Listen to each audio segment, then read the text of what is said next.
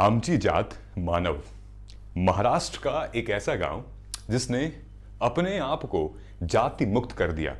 अब तक तो आपके पास ये न्यूज़ पहुंच चुकी होगी, लेकिन ये गांव जाति मुक्त हुआ कैसे और जाति मुक्त होने से पहले इस गांव ने और क्या क्या कर दिखाया था।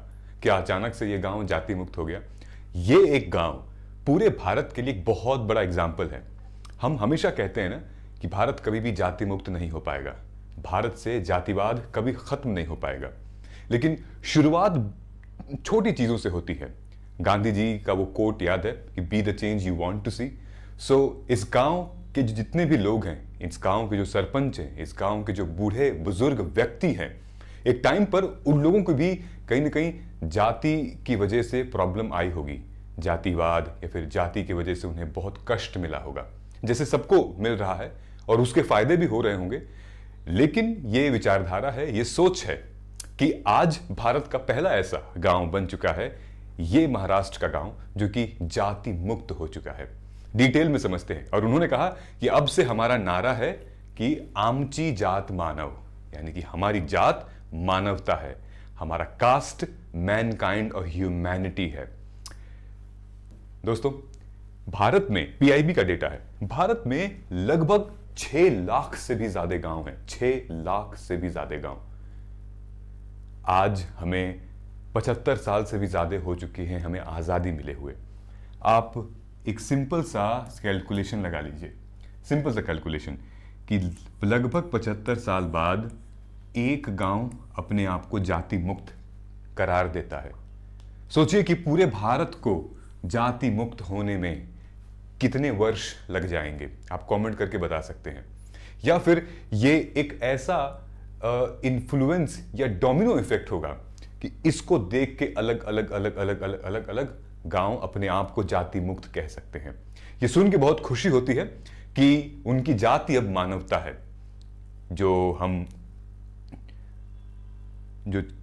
जाति व्यवस्था, वर्ण व्यवस्था जो हमारे लेटर वैदिक पीरियड से स्टार्ट हुई थी हजारों साल पहले, आज इस गांव में वो फुल स्टॉप बन चुकी है। लेकिन हुआ कैसे, इस गांव ने इसको किया कैसे?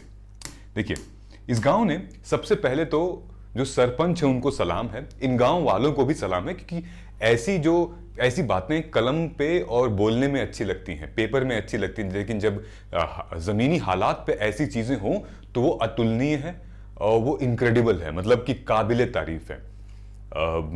और इस गांव वालों ने करके दिखाया है। इस गांव में लगभग 2500 लोग रहते हैं, जिसमें से मैक्सिमम पॉपुलेशन मराठा पॉपुलेशन है।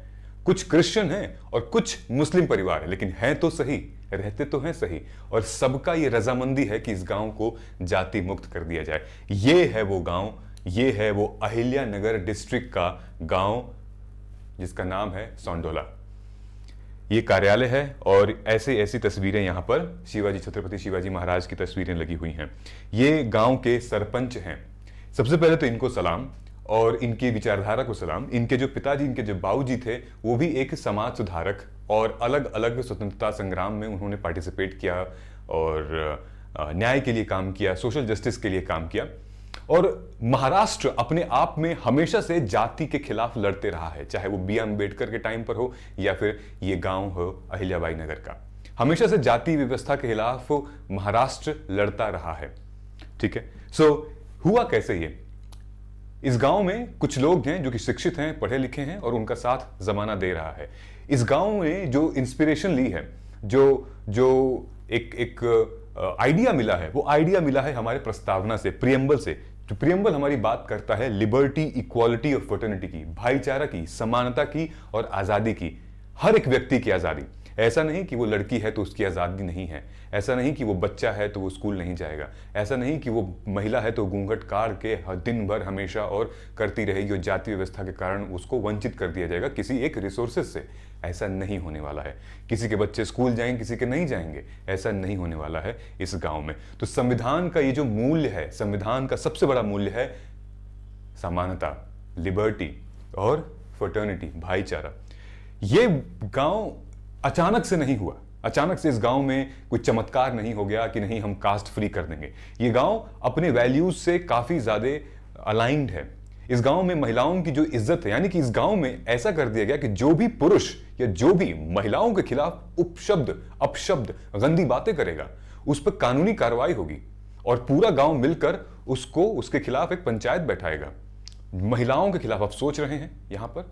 दूसरी चीज, जितने भी विधवा हैं, विडो रीमैरिज यहां पर कराया जा रहा है और उसके लिए लगभग 11,000 रुपए की राशि भी दी जा रही है, यानी कि प्रमोट किया जा रहा है। कितनी अच्छी बात है ये। आज के टाइम पे कहां पर ये हो सकता है? आप खुद ही बताइए, अपने गांव में आप खुद ही देखिए, क्या आपके पास इतना जज्बा है? क्या आप ले सकते हैं ऐसा स्टेप?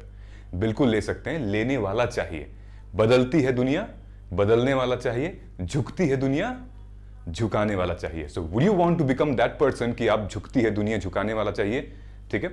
सो इनके पास ऐसी सिचुएशन आई थी, ये वीडियो रीमैरिज एक्ट को सपोर्ट कर रहे हैं। अब्यूजिव लैंग्वेज, किसी भी जाति, धर्म, नस्ल, भेद के खिलाफ अगर आप अपशब्द बोल रहे हैं तो आपको भाई कानूनन कार्रवाई से गुजरना पड़ेगा।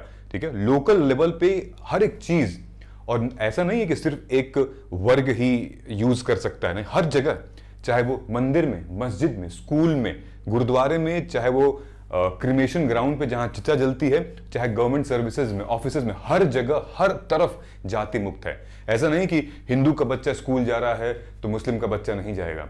टेंपल में सबका जाना पॉसिबल है। वाटर बॉडीज, पानी, सबसे बड़ा दिक्कत तो पानी की हुआ करती थी, राइट? अंबेडकर जी ने अपनी किताब में क्या लिखा था? No peon no water. पानी नहीं मिलता था दलितों को, पानी के लिए पैसा पे करना पड़ता था, ऊपर से पानी पीना पड़ता था, बोरे पे बैठाया जाता था।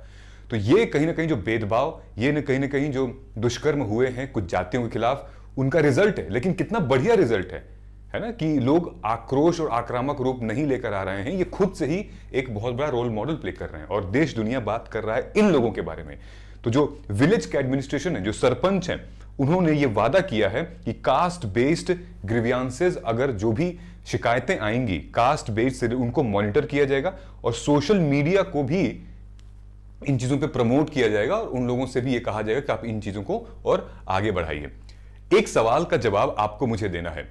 एक ऐसा गांव, ठीक है, भारत में बहुत बहुत यूनिक स्टोरीज हैं, आपको जवाब देना है। भारत में एक ऐसा गांव है, कौन सा गांव है? इनके चारों ऑप्शन मैंने लिख रखे हैं, आपको बताना है इनमें से सही जवाब कौन सा है। लेकिन ये भारत में एक ऐसा गांव है जहां पर जब एक लड़की पैदा होती है तब वहां पर 111 पेड़ लगाए जाते हैं जब वो लड़की पैदा होती है। और वो पेड़ एलोवेरा के पेड़ होते हैं। वो पेड़ एक प्रतीक है, एक निशानी है कि जब भी एक महिला पैदा होती है, बच्ची पैदा होगी, तो वो फले फूलेगा पेड़ और उनकी वृद्धि होगी। और गांव का जो सरपंच है, गांव का ऐसा माहौल है कि जब भी वो बेटी पैदा होती है तब आपको एक फिक्स डिपॉजिट करना पड़ता है।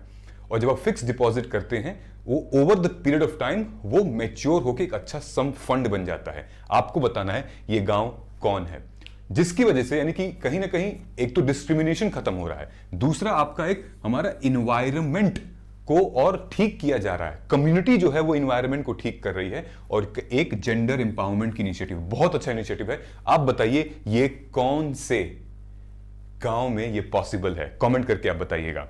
ठीक है, कुछ क्वेश्चन हैं जो कि मुझे आपके साथ डिस्कस करने हैं।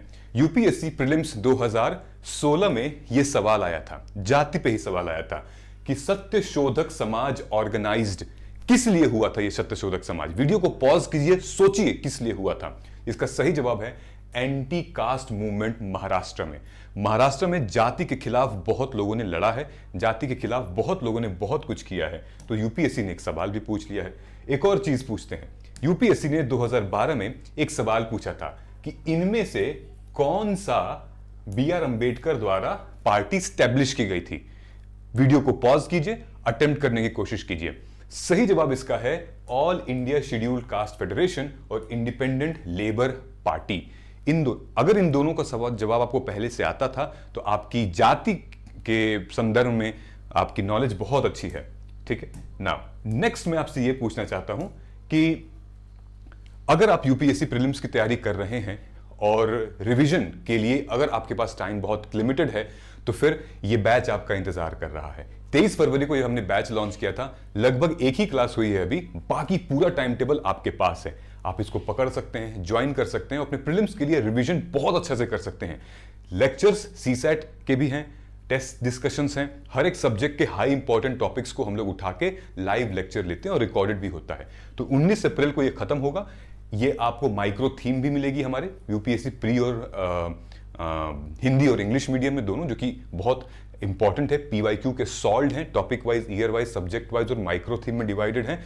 और ये लेक्चर है, वीडियो को पॉज करके आप देख सकते हैं और आप जाके ये प्रोग्राम में एनरोल कर सकते हैं।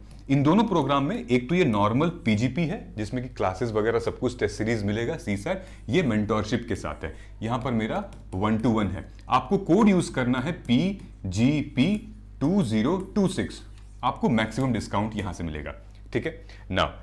एक आखिरी क्वेश्चन आप लोगों से मैं पूछना चाहता हूं, क्या भारत से जाति व्यवस्था खत्म हो जानी चाहिए? अगर हां तो रीजन लिखिएगा, ना तो रीजन लिखिएगा। ऐसे नहीं कि सिर्फ हाँ ना लिख के और इधर उधर कंडे संडे बातें लिख के, आप एक रैशनल दीजिएगा, ठीक है, ताकि तर्क समझ में आएगा कि अगर आप सिर्फ वीडियो देख रहे हैं या फिर आप उन चीजों को बहुत पर्सनली कनेक्ट करके उसका रैशनल रीजन निकाल रहे हैं, ठीक है। मिलते हैं दोस्तों हम लोग अपने अगले वीडियो में, तब तक वीडियो कैसी लगी मिलते हैं हम लोग अगले वीडियो में। थैंक यू सो मच, नमस्कार, जय हिंद।